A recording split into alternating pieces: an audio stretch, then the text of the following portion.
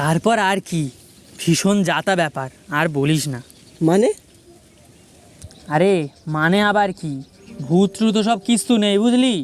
আরে ওই কামরাটা খারাপ ছিল, সেই জন্য ট্রেন থেকে কেটে ওইটাকে শেডের মধ্যে ঢুকিয়ে দিয়েছিল। একটা কালো কুকুর জুত পেয়ে আমার বিছানায় এসে শুয়েছিল। গাড়ি ধুইছিল, সেই গাড়ি ধোয়া জল আমার মুখে ছচ্ছর করে পড়েছিল। তারপরে ওই যে কুলিটা লণ্ঠন হাতে এগিয়ে এসেছিলো, সেটাকে দেখে আমি ভয় পেলাম।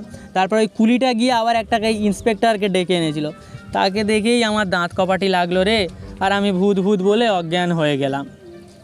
হ্যাঁ, সামান্য এই বাজে গল্প নিয়ে তুমি আমার সারা দুপুরটা নষ্ট করলে। তুমি তোমার কালো কুকুরটাকে নিয়ে থাকো, আমি চললুম। আরে দাঁড়া পেলা দাঁড়া, আরে আরেকটা ভালো ভূতের গল্প বলছি শোন।